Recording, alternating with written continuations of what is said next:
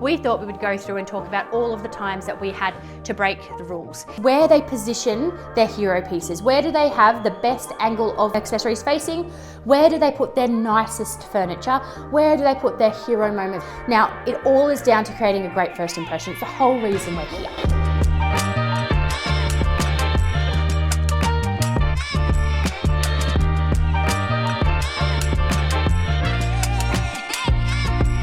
Alright guys, so this week on Foxy TV, we're going to focus on the rules. So the rules our stylists work with, they form a framework. They're a decision framework for our stylists. Now, this is something we brought in when we moved to our first warehouse and I developed our training manual. At this point, we were 2 stylists, about to go to our 3rd, and there was just so much repetition in what I was saying. Repetition is important because I'm teaching, but it was a really great opportunity for us to develop a framework and a training module so that I wasn't having to repeat it and that the girls would have a framework in front of them where they could make the same decisions that I would. This is how we've embraced the creativity across all of our team. I love the differences they bring in creativity across all of the installs we do. I don't see there being the point in replicating my type of install all the time. Otherwise, you would see Scandi and green over and over. I love seeing Hamptons and blue, black, tribal. Some of the girls have loved a Queenslander style, others like Hamptons. We have a really good spread of favorite trends to use. Now, the framework that I'm talking about, it's a series of rules that the girls have to help guide decisions when they're on site, and then also basically an alert system. If they're breaking any of those rules, they have to call and go, hey, this is what I'm thinking. Now, what that allows them to do is know the position of the furniture, is it right? Most homes are designed to follow the rules that we have. Most homes are designed so that we don't have to walk in and see the front of the TV.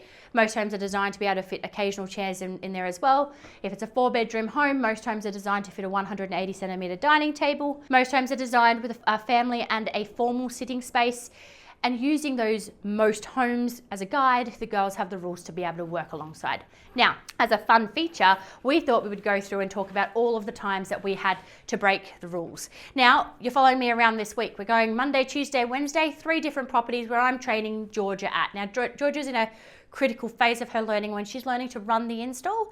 So it's really important that she has a really good understanding of these rules. So you'll hear them repeated over and over. However, 3 installs across 3 days and we're going to have to break multiple rules. So you'll see the most guideline, how it's used as a guideline and not necessarily the be all and end all.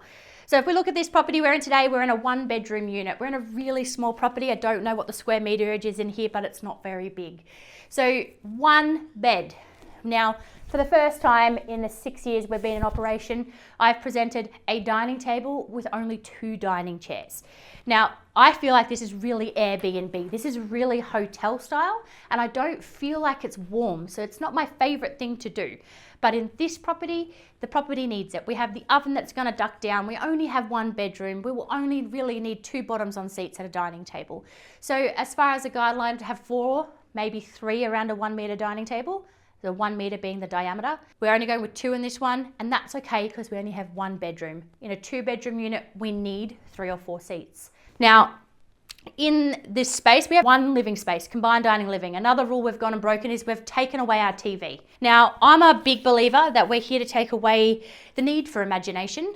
So why would we style without a TV when everybody would then have to imagine where the TV goes? The reason is we could go for a small TV, but what's the point? A big TV, you walk into the side of the TV and it was all you could see. We've gone for a really light interior in this property. Having a really big TV was overwhelming to the space. So the TV came out, we've put some color there in its place. I would envision that the new owner would probably have a bracket up on the wall, and it would be all slimline built into that wall to keep that out of the way and out of mind. Us having the TV on the entertainment unit, it was very much in your mind and it was all you could see. Another thing we've gone and done is we've removed our coffee table here. So we want to make this space feel as big as we can. I believe a coffee table in this space served no function other than to make the space feel cluttered. It really needs to feel open and welcoming. And whilst we'll have a generic list of furniture that we'll use at all of the properties we style, we need to consider what those properties need and we style for the property. I've said that over and over again. This property does not need all of that furniture. It's not necessary. Other than that, everything else is on point with the rules.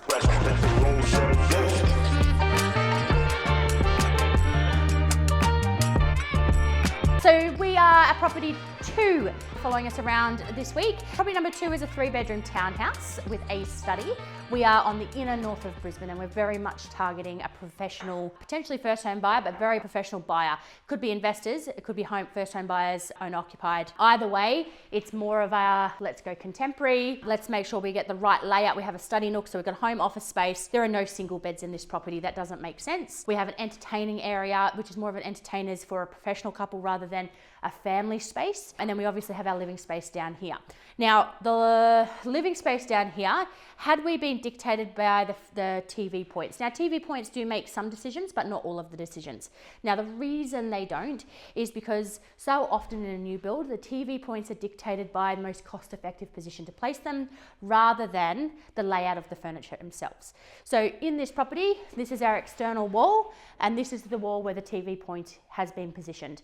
We don't have a TV point or a power point underneath the stairwell. And have we used the one that's on this wall, you walk in and you see all of the TV. And we could go for a formal space, but again, that's asking somebody to use their imagination. So rather than walking and seeing all of the TV, which is one of our number one rules, you would also see the back of the sofa, a number one rule, creating a hallway through this corridor here that then makes this entire space, which is really quite large, feel sectioned off. We have opened it up, sofa here, TV under there. $70 for a new TV antenna point. That is our garage. It is not a shared wall.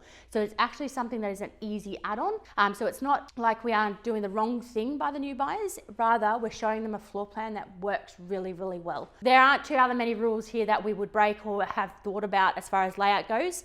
We've definitely got all of our amazing artwork. We've got a huge big void here, so we've got an oversized piece of artwork behind me. Occasional chairs, we've done them walking into the back of the occasional rather than seeing the front of the occasional, and that's just to do with the proportion of space. We have this thoroughfare here at the front, where if we put it so you walk into the front of the chairs, you have dead space. The whole point of getting us here is to make function of as much space as we can. So dead space is a big no for us, but the girls do that without even thinking about it, subconscious thought about where to place the furniture to avoid dead space. But that's all of the rules that we've had to think about. Outside dining, the three-piece out the back. To come up a treat, we are going to get a tree in behind us. But follow me to tomorrow's property. Can't wait to show you.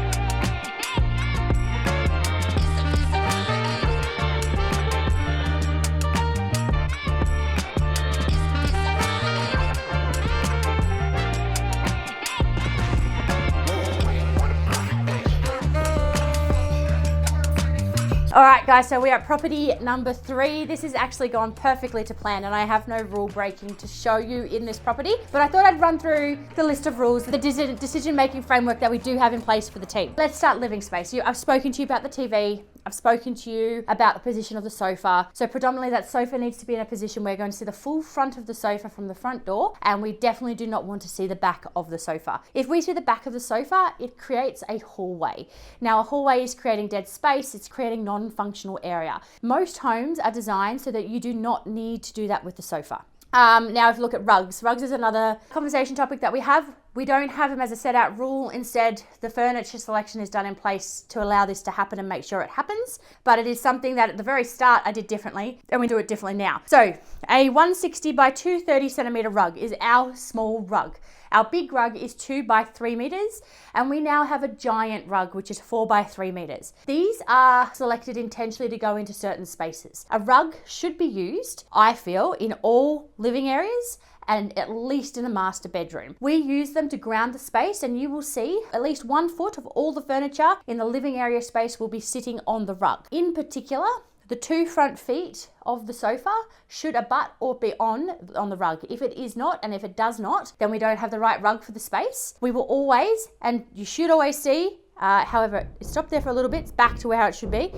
The long edge of the rug runs parallel with the long front of the sofa. Now that is to please the eye. If we have the long legs going the opposite way, it changes the dimension of the room, the perspective of the room is off. Other rules, dining table. So if you turn around and look at the dining table behind us, we walk into an X for the dining chairs and not a T. So what do I mean? You can see an X is here. A T would mean we are walking into the back of a chair. An X creates more space. It goes cohesively with a glass top dining table and allows it to be open. That is why. I guess one rule we did break a little bit here is we would very infrequently have a dining on dining. So indoor dining followed by an outdoor dining space. Outdoor dining we've used here at the request of the agent. They felt like it was a really nice alfresco space to utilize a bigger dining, given that the space internally could only fit a 4-seater dining table. So we work alongside our agents to make sure that how they're going to market the property is exactly how we style it, because you need them to be harmonious and work together. So they work well one another. The bed position in a room is another rule that the girls follow very closely. The full foot of the bed should be visible from the entry door into the room. We do this because a buyer has multiple open homes on a Saturday and they only have a very small amount of time to walk through the home.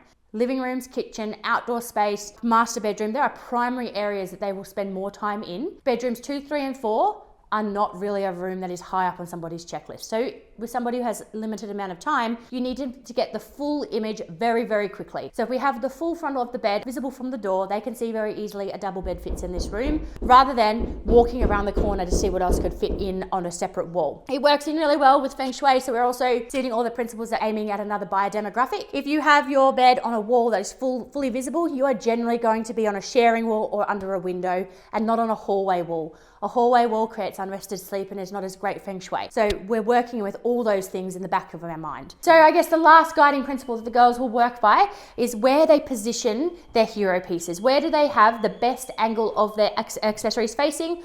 Where do they put their nicest furniture? Where do they put their hero moments as far as their artwork goes? Now, it all is down to creating a great first impression. It's the whole reason we're here. So that moment that you walk in the front door, where you see the property, that should be on point. So accessories should be facing the entry into the room. You should have amazing artwork up on the wall that you're going to see. If you have artwork on the wall that is behind you, that's lost. That is not dollars well worth invested in. So we put it where you have the primary view. Obviously it needs to work well with the property and the walls need to make sense. But as a guiding principle, that's where we'll work with. Generally 2 nice oversized statement pieces in a formal living with a mirror. And then as you go through, you'll see everything is facing each entry point as they come through into the property. Obviously, this means that our accessories are going to be facing the opposite way on their way out. However, the way an open home is guided by most agents, it's a different way in than it can be out. You have a cycle, a flow through the home. So that's how an agent is guiding them through. I think that's everything that we've covered off. We might go flick through the training manual. And show you how we have it all set out in the training manual, rules step by step, so the girls have them with them forever, so they know exactly what they need to make decisions on.